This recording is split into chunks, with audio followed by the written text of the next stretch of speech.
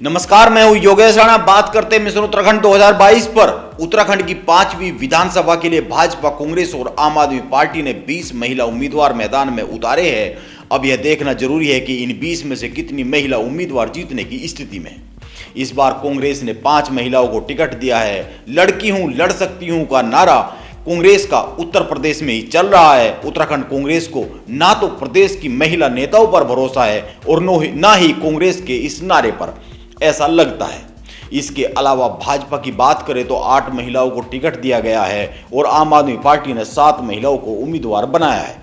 वैसे कांग्रेस और भाजपा की बात करें तो कुल 13 महिलाओं को टिकट दिया गया है। 13 महिलाएं इन दोनों पार्टियों की तरफ से मैदान में।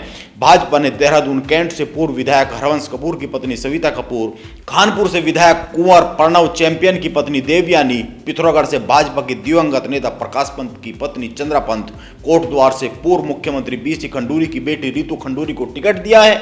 इसके अलावा कुछ और महिला नेता भी है जिन्होंने अपने दम पर टिकट पाया है। इनमें सोमेश्वर से रेखा आर्य, नैनीताल से कांग्रेस से पाला बदलकर भाजपा में आई सरिता आर्य, केदारनाथ से शैला रानी रावत और यमकेश्वर विधानसभा सीट से रेणु बिष्ट का नाम शामिल है।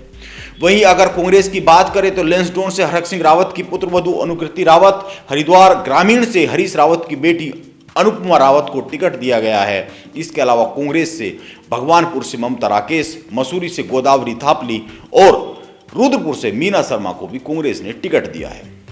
अब अगर इन लिस्ट को देखेंगे, ये जो नाम मैंने बताए हैं, अगर आप इन नामों को देखेंगे तो अधिकांश सीटों पर टिकट महिलाओं के नाम पर है, लेकिन उनकी जगह पर वोट पुरुषों के नाम पर ही मिलने वाला है। मिलेगा जितना भी वो केवल पुरुषों के नाम पर मिलेगा, क्योंकि दोनों पार्टियों की ओर से अधिकांश अपने पति, पिता या ससुर की राजनीतिक उत्तराधिकारी के तौर पर मैदान में उतर रही है। वैसे कांग्रेस ने 6 महिलाओं को टिकट दिया था, लेकिन इनमें से लालकुआ से संध्या डाला को टिकट काट कर हरीश रावत वहां पर मैदान में उतर गए हैं। यह ध्यान में रखना चाहिए। उत्तराखंड की राजनीति में महिलाओं की कम भागीदारी पर हमेशा से ही सवाल उठते रहे हैं। लेकिन सवाल यह है कि महिलाओं को टिकट क्यों कम मिलता है, उनकी भागीदारी क्यों कम होती है उत्तराखंड की राजनीति में, मंत्रालय भी कम मिलते हैं। यह चिंता की बात है। महिलाओं की कम भागीदारी के वैसे तो बहुत से कारण हैं, लेकिन इसका सबसे बड़ा जो कारण मुझे समझ में आता है वो यह है कि उत्तराखंड की राजनीति एक संगठित गिरोह यानी सिंडिकेट की तरह काम करती है। इसमें हमेशा सत्ता पक्ष और विपक्ष के नेता एक साथ शामिल होते हैं। कुछ नेता इनके साथ में, इन कुछ नेताओं के साथ में कुछ खनिज, शराब माफिया, अफसर, ठेकेदार और कुछ मीडिया के लोग भी गिरोह में शामिल होते हैं। यह एक पूरी की पूरी गिरोहबंदी है जो उत्तराखंड की राजनीति को चलाती है। ये और इनसे जुड़े लोग कुछ सौ ही है, लेकिन इनका प्रदेश की राजनीति पर कब्जा है। यह सिंडिकेट गिरोह की तरह काम करता है, इसीलिए प्रदेश की राजनीति में महिलाओं की एंट्री नहीं हो पाती है। जिनके परिवार में कोई प्रभावशाली आदमी है, प्रभावशाली नेता है, उसी को प्रदेश की राजनीति में प्रवेश मिल पाता है।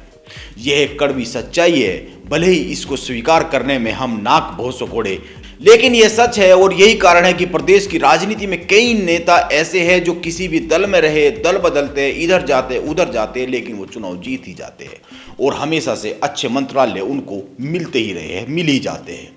राजनीति का पूरा सिंडिकेट उनके आसपास घूमता है। इसीलिए उत्तराखंड की राजनीति में कुछ आम महिलाओं और आम लोगों की भागीदारी के लिए यह सिंडिकेट बाधा बनता है। इसको तोड़ना बहुत ही जरूरी है।